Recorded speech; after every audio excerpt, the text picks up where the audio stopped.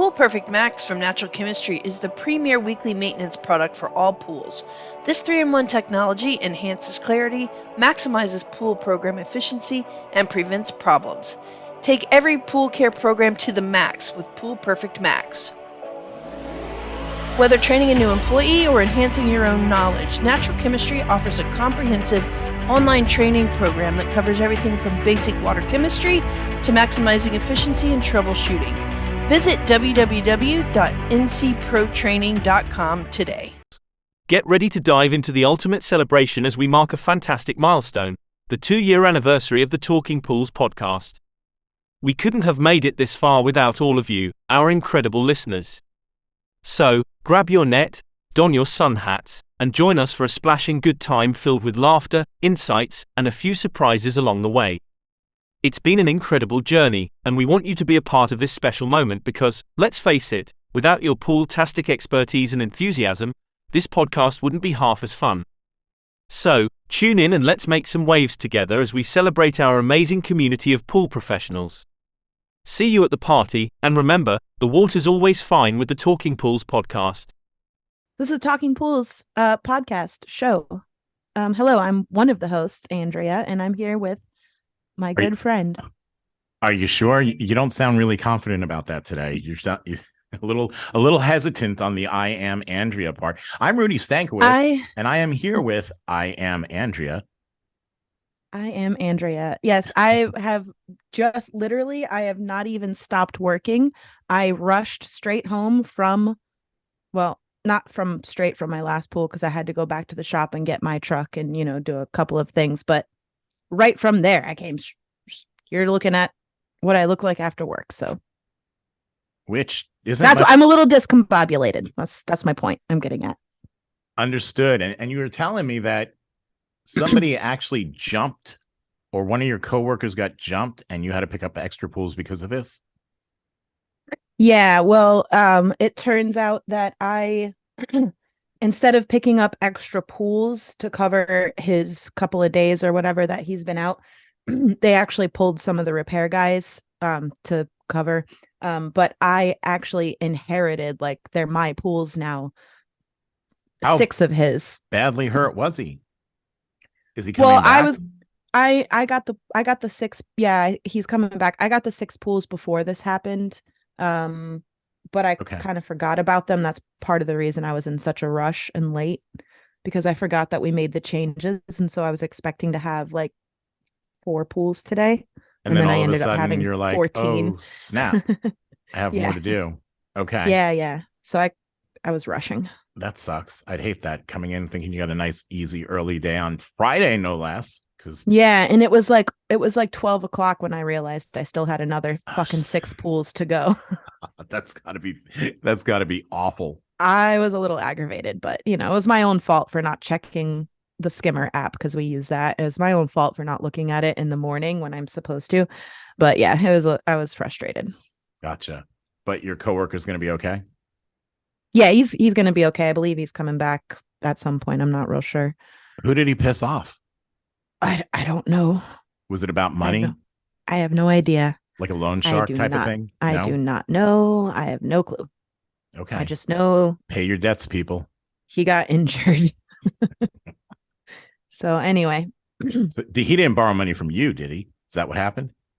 No, I would have punched him in the mouth for that. Well, I'm saying he got jumped. Maybe. He would have still been able to work. Just toothless. Yeah. Well, there you go. So anyway. So we have a guest with us today. We do. Do you want to tell everybody who it is? Sure, we have. We have with us Eric Lupton, and Eric is the CEO of Lifesaver Pool Fences. Located. Thanks for coming on. Oh, in South Florida. In South Florida, I don't know exactly where. I'm sorry. Actually, really close to you. I thought so. Yeah. But they ship all over the country. All over the world, or all over the country? All over the world. Wow. Nice. Okay. Yeah. To all the countries that are on this planet, and maybe some other planets. But I see a lot of your trucks around my city where I'm at. So yeah. Yeah. Are you allowed to say what city you're in? She doesn't like to. Well, I live in one city and I work in a different city, but Gotcha. She's afraid stalkers will show up. St. But- Lucie County, Martin County, Palm Yeah. Beach County. We are in those areas. Yeah. Yeah. In fact, we're in 30 states throughout the U.S. Nice. We have, let me phrase that correctly. We have, dedicated lifesavers in 30 states throughout the U.S. But we sell fence, in all 50 states, and then in all the other countries in the world. So there's a lifesaver of Dubai. There's a lifesaver of Thailand. Oh wow. Okay, I didn't realize that. That's fantastic. Yeah. And we are everywhere. For those facilities that are overseas, do they manufacture the product there, or are you shipping? No, we are the exclusive manufacturer. We make all of the lifesaver produces. Yeah. Well, and that's good, because that's not always the case that you see with a lot of folks that end up having locations overseas. And a lot of times when that happens, then there's a hiccup in quality. So yeah. I think it's good that you guys are still making sure that everything that with your name on it is manufactured at your factory. Yeah, no, the places we get the fences for, that we make them here, and then we ship them out to our folks all over the world. And so yeah, we're in Delray Beach, Florida, and we've got about 20,000 square feet here all put together. So we've got the bulk of it's right where I'm sitting. It's about 13,000 square feet, and then we've got a few little smaller warehouses close by for storage and warehouse space. And then we have another fulfillment center that we ship out of in California. So those people on the West Coast, they are impatient. They want it right away. So they get to get their stuff at the same time as the East Coast, because we have a center out there. So yeah. Now, one of the things about your company, you've been around for a little while, but all of a sudden it's like you pressed on the gas and you just flew to the top, and you are now the fence company, the removable pool fence company in this country. I mean, because you had some competition at one point in time. Now you kind of dusted them. So can you give me a run? How exactly did you do that? And it didn't take a long time either, did it? Well, I think our competitors would claim that we still have competition. They do still exist, and they may disagree with you, but I appreciate that. I like that sentiment quite a bit. I piss people off every week. Why should this week be different? In fact, you broke up a bit right when I think you were getting to the good part. So I think you were saying that we took off, and then there's just nobody on the same level. Is that what you were saying? I said you dusted them is actually what I said. So yeah, you lapped them. You Rudy dusted pisses them. off everyone everywhere I've ever gone with him. So pretty much. I'll love it when I tune in 2 weeks from now and you've got one of my competitors on and you say the same thing to him. Like, there's nobody, it's just you guys, really. Yeah, I don't think we will. I mean, if you listen to the show, we don't do a lot of interviews. We really don't. So I doubt that's going to happen. Nah. Yeah, I can't see it, especially after we just pissed them off. Right, that's true. but yeah, I mean, there are a few other pool fence brands, but I think, to be as objective as possible, I think you are correct in that, in the last several years, we've managed to make a lot of right choices, and maybe we've gotten lucky in a lot of ways. And, we've definitely leveled up in a way that our competition has not. And I think you're right. I think, we really don't have any real competitors at this point. I think we're easily the largest pool fence company in the world. And I think a lot of that has to do with some choices we made, I think going back all the way to 2008, where, when the recession hit, the rest of the pool fence industry kind of collectively decided that, we needed to make these things as affordable as possible, that people didn't care about the quality, that it's temporary, that all pool fences look alike, that from your kitchen window, you can't tell one from another. So you might as well make it as cheap as you can. And I decided that we were going to go the other direction, that we were going to make it more expensive, more, higher quality. And I had this funny feeling that people actually really did care about quality. Good. Those people looking for shortcuts and temporary fencing and cheap pricing, it's okay. They're just not your customer, and that's fine. That works out. And they wouldn't be mine in a safety category either. Exactly. It just doesn't go hand in hand to me. I mean, it doesn't in any category, but especially in this one. No, I was afraid that if I participated in this race to the bottom, that I might win. And that did not sound like a good idea to me. And thankfully, that choice paid off. People really do care about components and quality and about the company that they buy from. They seem to care about the story of what we do, and how we support nonprofits and how we give away fences to the families of drowning victims. And so yeah, people actually do care. It's not just a commodity. And there's a great story there, and also a huge similarity, because one of the things we're always talking about, and it applies to everything in what you just said there, it applies to any type of business. We're always talking about, well, folks are always wanting to know, what should I charge for pool service? What should I charge for this? And it is market dependent because they're not dealing with the whole country, they're dealing with several counties. But you should see what the market could bear. In fact, I like to see who's charging the most and then come in 10% higher. And it's sometimes hard to get that message across to people. Well, why do I want to be higher? And it's just because that's the company that you want to be. You don't want to be the cheapest price. You want to be the highest price, and you want to be the highest price because you're offering the best product. Period. Exactly. The end. Because the best product should be the highest priced, shouldn't it? Andrea? Yeah, and I think when you're talking about something that's as important as a safety fence, where literally lives depend on it, and you want quality ingredients, you want it to be you want it to work, you want it to save lives, you don't want it to come apart, or you don't want kids to be able to rip it. Or a friend of mine, she was really concerned that her, I believe at the time she was like a 2 or 3 year old or 4 year old or something like that. And she was afraid that the kid was going to be able to climb up the safety fence. Cause I actually recommended her. I think they did end up going with the Lifesaver, cause I was like, go with this company.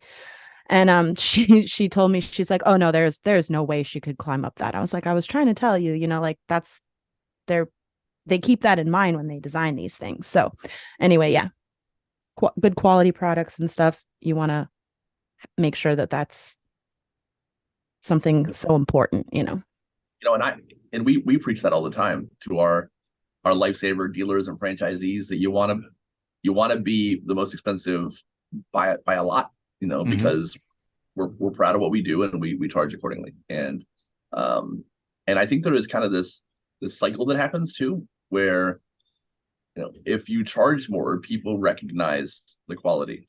And I think the mistake a lot of people make in our business, and maybe in yours too, that if you're better and you've got a better thing, and you think, well, I'm going to charge the same as everybody else, and then people are going to realize, well, man, this one's so much better, but I can get it for the same price as this other one. It's a no-brainer. I don't even have to, everybody's going to go with me. But the problem is that when you make yourself the same price, even though you might be a better, service company or a better pool fence product, people's perception reflects the price you charge. If someone was trying to sell you a Rolex for $300, you would wonder what's wrong with it, right? So even though something might be objectively better, the price is part of your marketing, right? The price is part of the experience. And people expect to pay more for a better thing. And if you don't give them the opportunity to pay more for your better thing, then they don't appreciate it quite as much, or maybe they don't believe that it is actually better. So I think charging more is part of that. But I think people are scared a lot of times to charge more, because then you have to fulfill that promise that your price is making for you. So if you're a pool service tech and you're charging 20% more than everybody else, then you got to live up to that price, right? And that's hard. You can't. Absolutely. You got to, provide reasons why you're charging a premium price. You got to be a premium person, and a lot of people, don't have the confidence to be that, I think. And so I think being more expensive makes a lot of people nervous, because they don't think that they're worthy of the ask in a lot of cases. People are happy to pay what a product is worth. Yep. I believe that. And if the value's there, nobody's going to have a problem paying the higher price. And for the folks the people who shop price will always shop price, and those folks will always be there. And those folks are not your customer, or they shouldn't be. If that's your target market and that's where you like to be, that's fantastic. You do that. But for folks that are looking for growth, that's not a cool place to hang out. You're not going to get the results you want. You're going to have a lot of trouble growing. You're going to have a lot of trouble with reputation management. There's just going to be those same people that shop price complain a lot. Those same people that shop price go on the whatever word of mouth group and tell everybody how much you suck. I mean, those are the same people because they argue everywhere they go. Yeah. So I don't want them. Yeah, I think there's two kinds of people. There are people who like to pay less. That's their identity, is they're people who are bargain hunters, they're coupon clippers, and they like to get the deal, right? There's those people. And there's people who prefer to pay more. They identify as someone who wants higher quality stuff. They don't want to be bothered with the bargain hunting. And I happen to fall in that group, right? I'm the guy who'd rather pay more, right? And if you get to choose, you get to choose which kind of customer you get to cater to. And since there's pros and cons with each one, and there's challenges with each group, right? Each group has its own idiosyncrasies that you have to deal with. I'd much rather deal with the challenges of the people who like to pay more.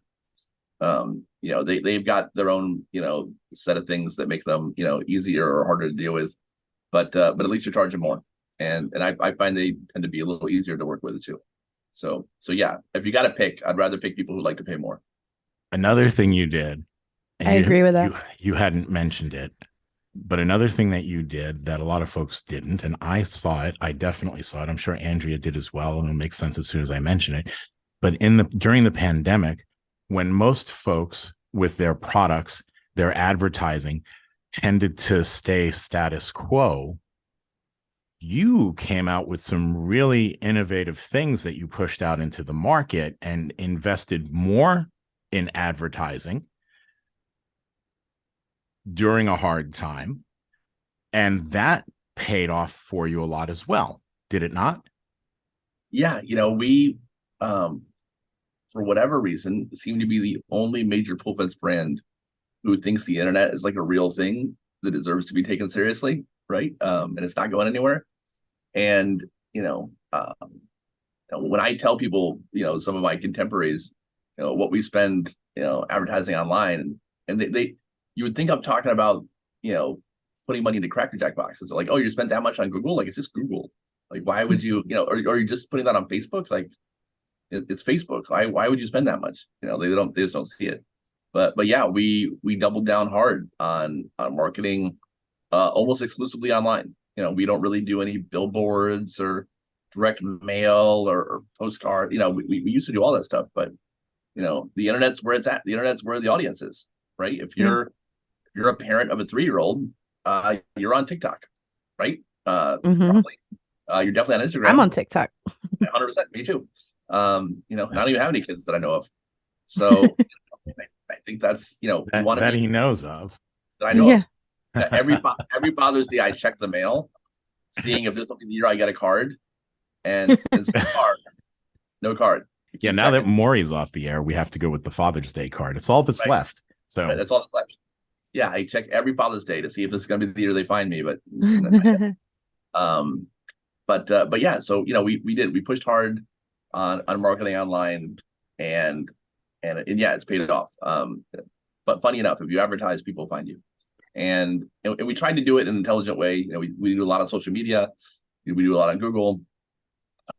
We try to have a good mix of, educational content that provides real value, and stuff that's trying to let people know about pool fences. And I think it's been a big game changer for us. Yeah. There's a great message there also in that, because you'll see, even in we keep going back to pool service, pool builders, what have you. That's, that's our market. But not just listening to what you've done, but taking it as, a map to what we should do, what we should all be doing. No one should ever stop advertising, no matter what your business is. And I know a lot of folks say, okay, I'm all word of mouth and I'm full and I've got a list and all that stuff. But the second a recession hits, that isn't enough anymore. And you'll want to have built up that name recognition among people who don't know your current customers as well as those that do. You want everybody to know your name. You want everybody in those areas to know that you are the guru. You're the expert in that area. You are the person that I have to have. Because when people start backing off and they don't want to spend the money, the people that still do are going to be looking for the expert.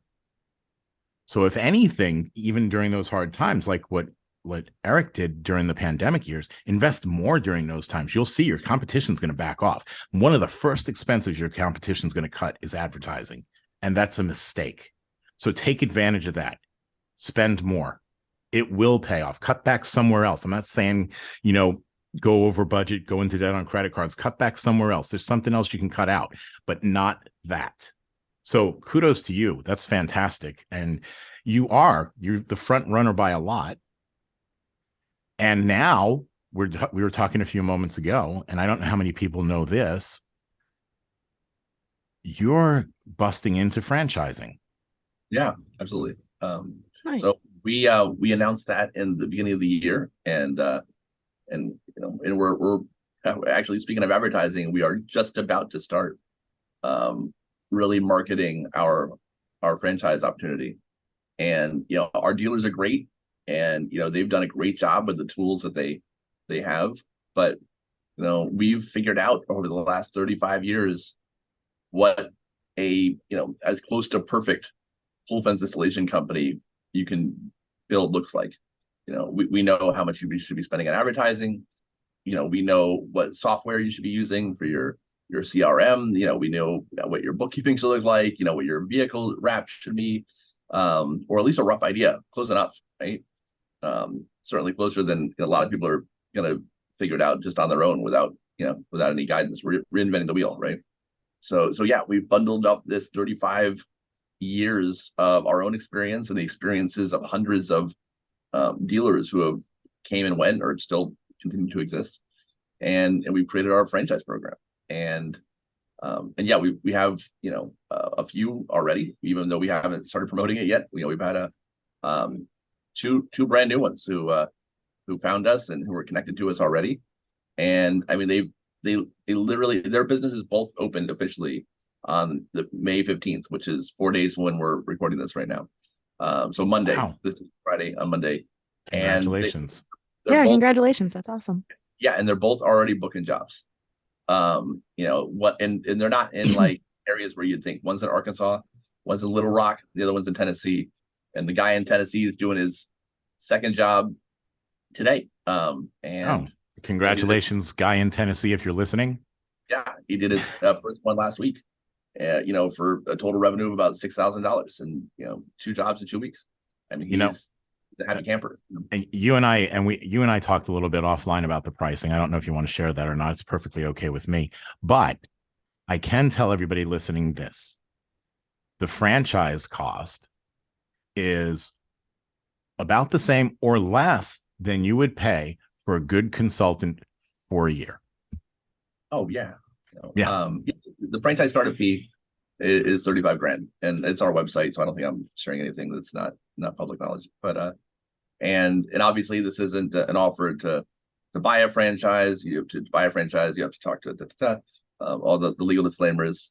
We are not selling franchises here right now. No. But yeah, if the total investment to get a lifesaver pool fence franchise is between 70 and 100 grand. And that includes your vehicle, that includes your first 3 months of marketing, that includes your core drill, your inventory, everything soup to nuts, right? And that's a lot of money. It is. but we also estimate that, you can do, 3 jobs a week and make, 250 grand a year. That's what the average dealer does right now. So yeah, we think it's we always say that it might be the best kept secret in the home service industry and in small business. And there's a guy that works here who, in a video we put out, we bring it up all the time. We quote him all the time because he says it's a hidden treasure, and he's got this thick Latin accent, and we think it's funny. But but he's not wrong. I mean, the margins in this are great, and it's good because we've got these dealers who, didn't have all the training and support and everything we're doing now for the franchisees, and they've still managed to make really excellent livings for themselves. They've bought Teslas, and they put their kids through college. They've got nice houses, and they only work 5 months a year, and they hang out in Florida for the rest of the year. They've been able to do that, doing this kind of part-time, without the support the franchisees get. So what franchisees are going to be able to do compared to dealers is going to be really remarkable, and we are very excited to see it happen. And they get to do it in a business where you feel good at night, when you go to bed, because you did something really worthwhile for society. Rudy and Andrea will be right back with more Flock It Fridays after these messages. Aquastar's new pipeline cartridge filters, available in 2 sizes, deliver top-notch hydraulic efficiency along with best-in-class filtration performance, approaching that of DE filters. Uniquely designed open pleat spacing means 100% of the media square footage is usable, and these claims are backed by NSF test results. Designed with a pro's time and comfort in mind, the patented double locking system improves safety and ease of access, making filter cleanings faster than ever before. Available now. Ask your supplier for pipeline filters today. Blu-ray XL is the power of minerals working for you. Reduce your overall chemical costs and labor up to 50% guaranteed. Whether you have 20 accounts or 20,000, Blu-ray XL's direct pricing and free shipping to the pool trade have you covered. Improving pool professionals' profit and work-life balance is what they do. Blu-ray XL, the real mineral purifier. Visit them at BluRayXL.com. Blu-ray all day.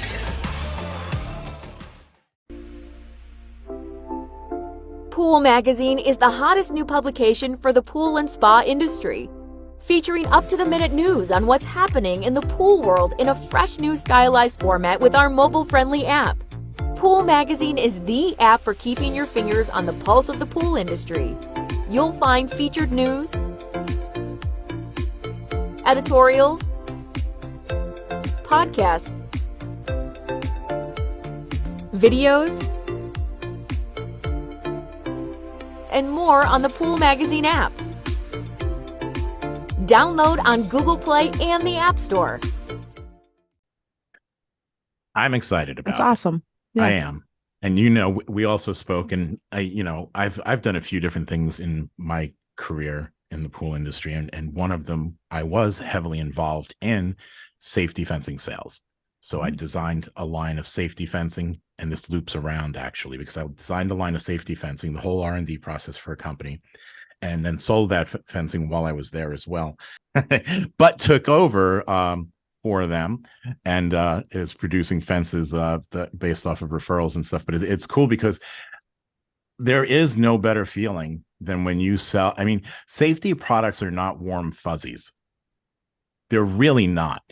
I mean, there are the things that you need at a pool, and people understand they need a filter, they need a pump. They know that. But then they look at these things as warm fuzzies. But when they baby-proof or child-proof things inside their house, they're not looking at it the same way. I got to put that little plastic thing in the outlet. I got to make sure the door is all locked. I got to make sure they can't open the toilet and the refrigerator doesn't come open. This is the same thing, except we're dealing with what could potentially be the greatest danger for the child, the pool, and we want to keep the child from getting to the pool. And the best way to keep a child from getting to the pool is to put a fence around it. It's a no-brainer. That's child-proofing your pool. Same as you do inside the house. It protects your child. It protects the neighbor children. Yep. because that's another thing. Andrea brought up a couple of weeks ago, we were talking, and she said that sadly in her neighborhood, a child that was on the spectrum drowned in was it a drainage ditch? What was it? It's like a retention pond, I guess. A retention pond. They're like all over the place just randomly in the neighborhood. And children with there's autism, alligators in them. Children with autism tend to wander. That's just a fact. So that could have easily been a swimming pool. And this is one of those other things that people that own pools need to take into consideration. It's not just your kids you need to worry about. It's all the neighborhood kids. It's everybody in the neighborhood. And then, yeah, there are some kids that are special risk or an increased risk. I guess that's a better terminology for it. And the cost of installing the fence, if you think about it, if someone was to accidentally fall in your pool and drown, the expense that your homeowner's insurance probably won't cover because your pool wasn't fenced. That's one thing. But a wrongful death lawsuit would far exceed anything a homeowner's insurance policy would cover if it was to cover it. And I don't think it will if there's not a fence around it. Yeah, it might not. And, the stats on children with autism they don't sound real. When you say the statistics about children with autism out loud, they sound made up, because the statistic is, and it's real, that a child with autism who elopes, which is the word they use for gets out of the house and starts wandering around, if they has a 90% chance of dying of a drowning. So if they die of something, 90% of the time it's drowning. So that's 9 out of 10 kids. So sad. 9 out of 10 children who wander out of the house. Yeah. Drown. They expect that, statistically drown. That's horrible. It doesn't sound real. No. No. But and so so when you put a pool fence up, you've made your whole neighborhood safe, not just your own kids, like you say, but every pool owner, I think, has a responsibility to protect this this death trap. Carrie Morrison has described pools and backyards as lions in the backyard waiting to take our children away. And if we imagine them like a lion and not a swimming pool, maybe we'd take it seriously.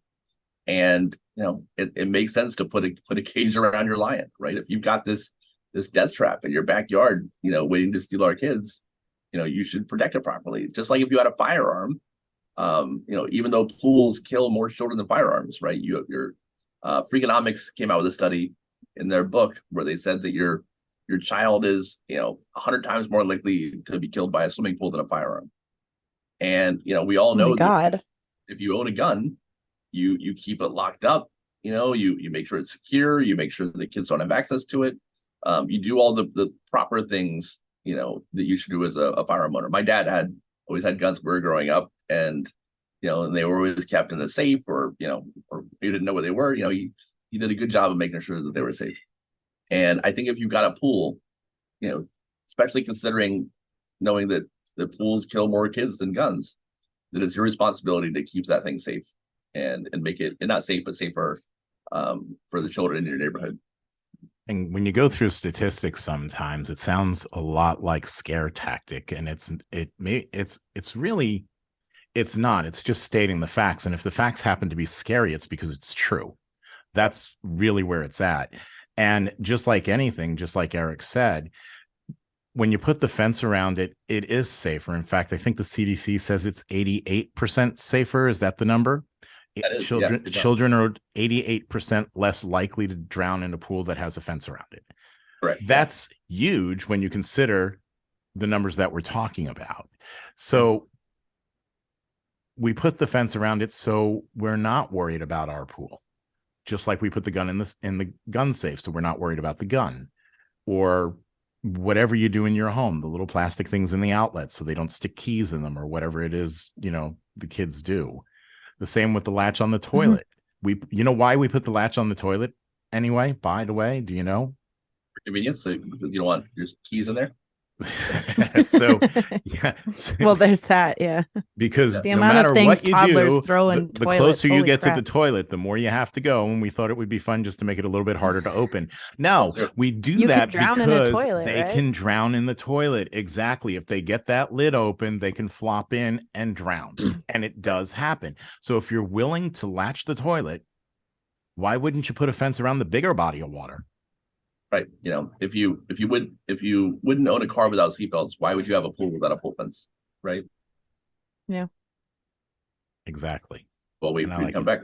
Yeah, you're back. But yeah, you guys for a second, so I'll repeat it again to sound dramatic. Yeah, if you wouldn't own a car without seatbelts, you know, why wouldn't you have a pool? Why would you have a pool without a pool fence? Or if you have, you know, if you wouldn't have a toilet without a toilet lock with toddlers at home, why wouldn't you have a pool fence? And you know, the logic is really similar too, actually.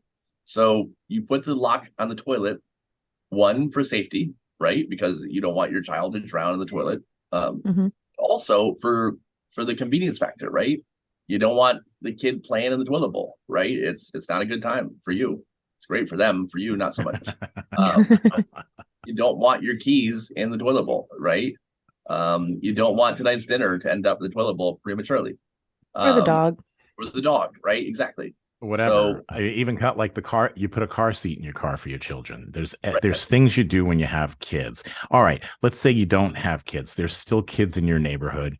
There's still kids that may visit your home, and we do need to take them into consideration also. I mean, one of the things we have in Florida is a lot of homes have screen enclosures, which they meet the code requirements for a barrier, but not coming out the door in the house because you're right into that enclosed area. So what do?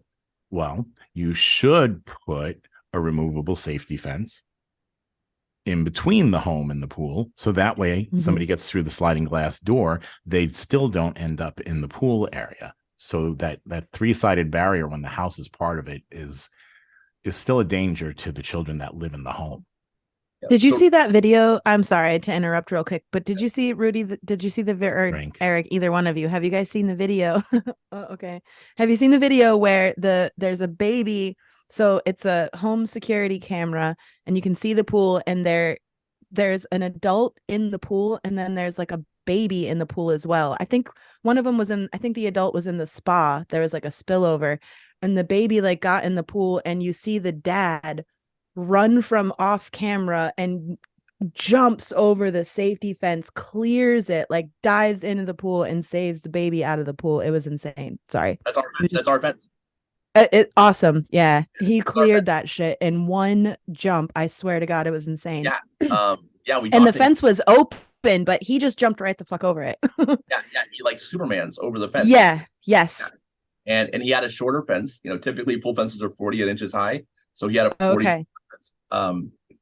But yeah, amazing, you know, and that's because I got chills. They didn't have a self-closing, self-latching gate, and they had the fence left open because it was pool time, and that's what, but the fact there was an adult in the pool, I didn't mean to interrupt you, but yeah, go ahead.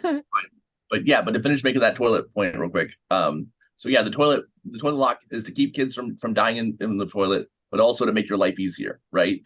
So you're not always trying to fish stuff out of the toilet bowl. The pool fence is the same thing. So, you know, the main purpose is to keep your kid from drowning.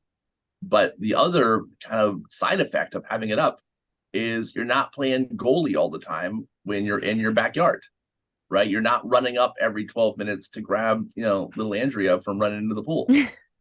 Because, you know, I'm sure at 3 years old, she was doing that, right? Actually, I did. I have a story. Go ahead. Yeah.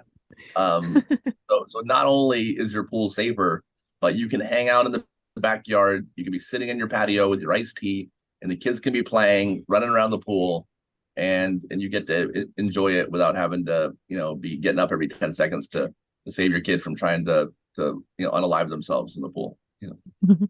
So in doing this, in selling safety, you get to go home and sleep well because you did something good for somebody. That home that you just left, they're much, much, much, much less likely to have a drowning now because you installed that fencing around the pool.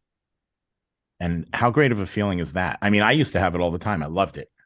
I mean, you get hooked too, because it's like, I'm really doing something good here. I mean, yeah, you're making money, but you need to make money. That's how you can keep doing something good. It's a necessity. Just as much as the VGB compliance stuff is, just as much as anything else is.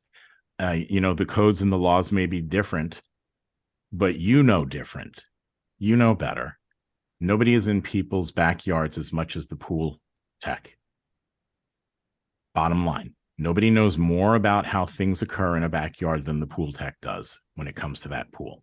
And I don't care who they are in this business. That's just a fact. Andrea, would you agree?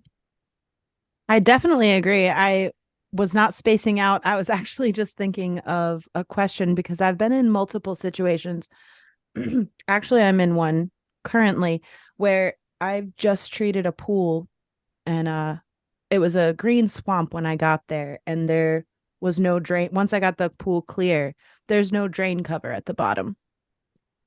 And so I always feel like, I feel like I need to say something to the homeowner, but then I also feel like, and maybe this is just my anxiety. So my question is like, what would be something that you would say to someone like me who is like going to talk to this homeowner and basically like, I'm afraid that they're going to think that I'm trying to scare them and like bring all this like doom and gloom when I'm like, listen, you have a drain cover. I know that you have kids that are about to go in this pool.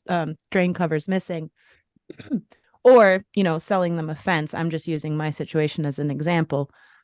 Like, I don't want to be the person that's like I said, bringing all the doom and like sad info to everybody, and they don't take you seriously. I feel like a lot of times they just kind of brush you off as like, oh yeah, that'll never happen, or you're just kind of trying to scare me into something. And how do you get over that? How do you get around that? I'm not good at sales. I would say what's going to feel worse, the possible feeling of rejection or feeling like a salesperson that you're getting from that interaction, right? Or feeling you might have if you don't say something and then their kid runs. That's well, I mean, I did say something, but it's more of like getting over that anxiety of just feeling like I'm not being taken seriously, I guess. I mean, you're being as helpful as you can, and it's up to them to do with that what they will, right? It's the same reason I give money to homeless people. I'm doing my part. What they do with after that is up to them. Yeah. So I think you try and come from I think intent matters. And I think people can tell the difference between people who have commission breath and are just trying to make the sale, and people who are legitimately trying to be helpful and be a resource. And I think if you're approaching it with the right intention, people will pick up on it. So I wouldn't worry too much about them and brushing you off if you're coming at it from the right place, which you are. All right, thank you. Yeah. There are options as well to fit in with people's aesthetic preference. Is that correct? Sure. So we have colors, we have things like that available. You do have salespeople that work or for the company directly already in how many states did you say? 30? We have locations in 30 states. Yeah. 30 states. So these are easily accessible. And do these folks typically cover that entire state? Yeah, I think we have full coverage. And okay. Yeah. That is fantastic. I think it's great. Tell me about the gate, because that's one thing that you don't, you do see them, but you don't see a lot of them. A lot of people like to just unhook, take the pole out of the ground and shift it to the side instead of going with the gate. I know there's a little bit more cost to the gate. I like the gate too, because it is self-closing. It is self-latching. We'll let Eric take us through it a little bit. Yeah. In fact, if you want, real quick, I'll show you. But yeah, so there's two options for the gate, right? You can have what I think you're used to seeing, especially in Florida, which is what we call a manual opening. So it's not really a gate. It's where two pool fence sections latch together. There is a 2.5-inch wide, in our case, snap safety latch that connects all the sections together. And the two options are: you have the manual opening where you can squeeze the two poles together, unhook that latch, slide the pole up out of the ground, fold the section back, and then put the pole you just took out of the hole into an extra hole that we call a layback hole And that can be a gate section, your manual opening section, right? Right. That's correct. So the other option is the self-closing, self-latching gate. And if you want to let me share real quick, I will show you. Will I lose the recording if I switch? Oh, in that case, I'll just send you the link. Okay, we'll do that, and I'll just stick it in. Yep. That works. And if you can actually send me footage, I can stick it in. Oh, cool. Versus the link. But yeah, so the self-closing, self-latching gate is like a door, and you pull up on a knob. It's key lockable, and you open up like a door, and it's, as the name implies, it's self-closing and self-latching. So when you let go of it, it closes behind you. So that was a logo. That's not what I meant to send you. And while he's looking for that, I blew someone's mind one time because they didn't know that extra hole was for the panel that you open. They were like, "Whoa, oh my God." Really? What did they think it was for? It was a homeowner. They just thought it was an extra one. And I was like, nope, you just, stick it right in here. And they're like, wow, oh my God. Just thought somebody made a mistake. Yeah. So yeah, Rudy, if you want to share screen, okay, you can do that. But yeah, and you don't even have to play the audio, just keep it muted. But it literally operates like a door, Yeah, let me see if I can get there. Yeah. Andrea, I want to hear the story about you running into the pool. Oh, so I was a little kid. I don't even remember how old I was. I was maybe, maybe 5. And my grandparents, this was in Illinois, and my grandparents had this big house and this big pool. And I had gone to see my dad for the weekend. I'd gone to stay with him, and we went over there. And I was so super excited. My dad and my uncle were somewhere in the house. I don't really remember. And I decided I was going to just change into my bathing suit. I hid in the corner in the kitchen, and I changed into my bathing suit really quick. And then I just ran out to the pool, and I just jumped right in because I had swam before. So in my, little tiny child brain, I was like, oh, this will be no problem. And I actually ended up jumping into the deep end, and I struggled. And fortunately, they saw me, and my uncle had to jump in and fish me out. Yeah. That's crazy. So yeah, this is the gate, and he's talking about that it's it's a key lockable, self-closing, self-latching gate, that it's made out of 1.25-inch square stock aluminum. Yeah, you pull the knob up, you open it, and you let go, and it closes. It's real simple. And because of how it works, you don't even have to open it all the way. The hinges will still keep it closed. It is key lockable, so you can put a key in it and close it, and it'll keep it locked.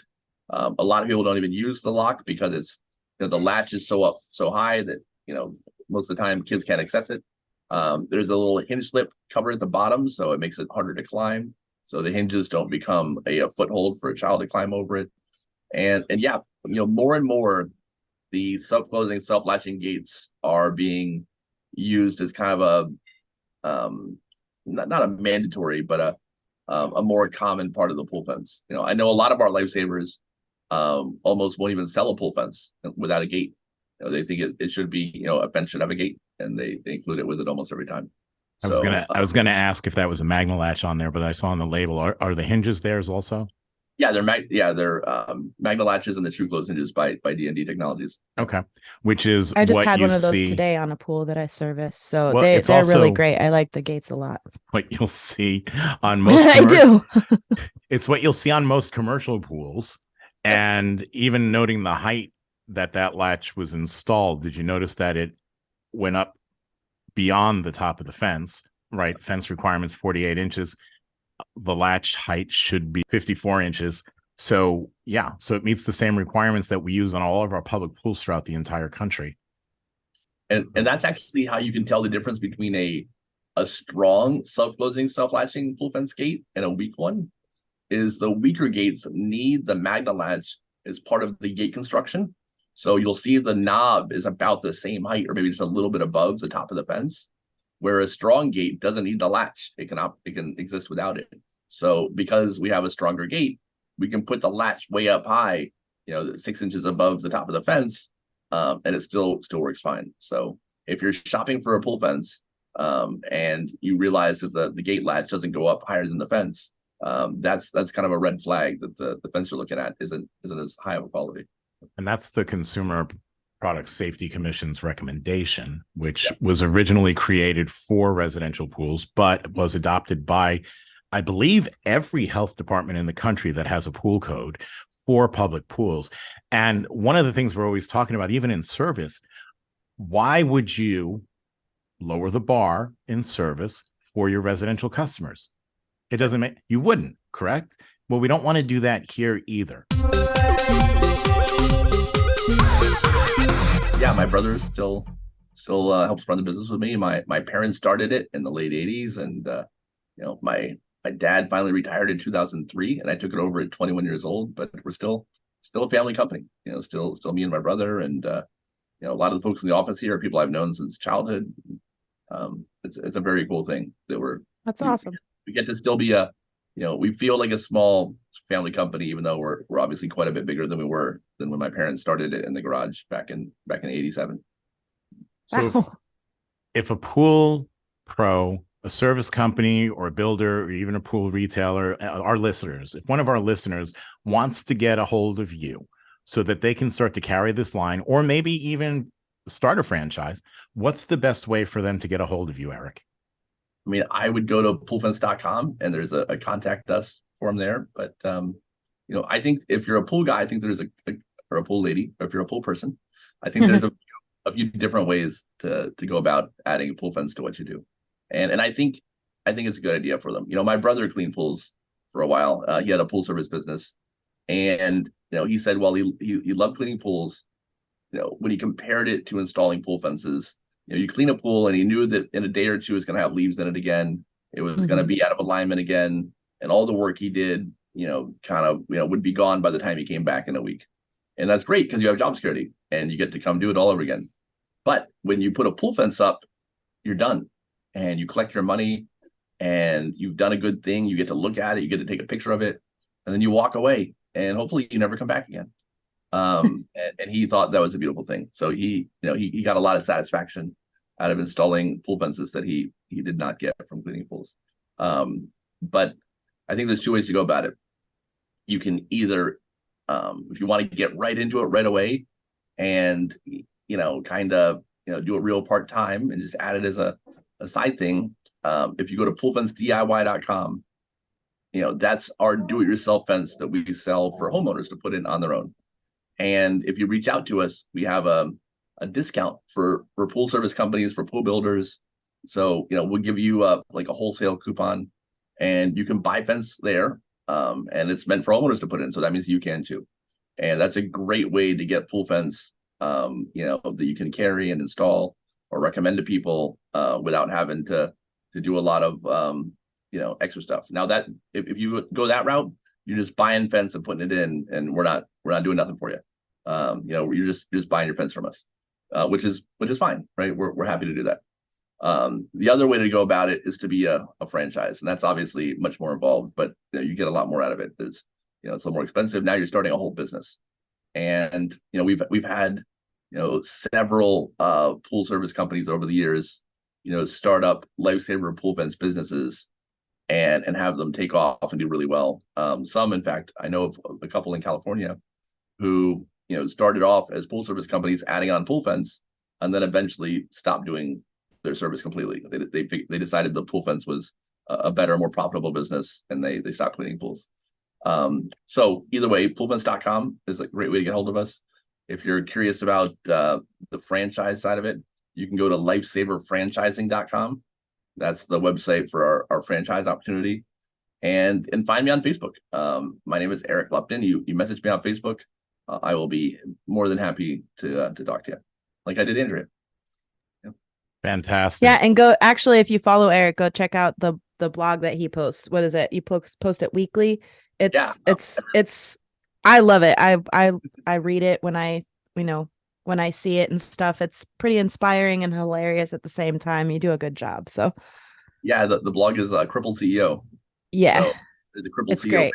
If you can get Andrea to read, you're doing way better than I am. Hey. She has a few books of mine that she's yet to open the cover on. for I've 6 opened years now, both right? of them. Oh my goodness. Yeah. Put it on my phone and then I will absolutely read it. Well, if you don't like reading, there's also a Crippled CEO YouTube channel. You can, Oh, you can listen to me talk at you. I'll check that out for sure. Yeah. And you're on TikTok? I'll go follow you on TikTok If you too. could I probably perhaps already am. make her a coloring book, that might be best of all. Ooh, put swear words in it. I'd make a Crippled CEO coloring book. Yeah. There you go. Everybody, Eric Lupton, thank you so much. Lifesaver Pool Fence. Andrea, take us out of here. Well, my usual thing. Oh, thanks, Eric, for being on the show. Also, it's great to talk to you. But yeah, so follow our other shows, follow us, like us. I don't know if the review thing. Yeah, well, I mean, it still counts. So yeah, go do that. And I don't know, have a great day. What's your problem? Everybody, be good. Be safe. Bye.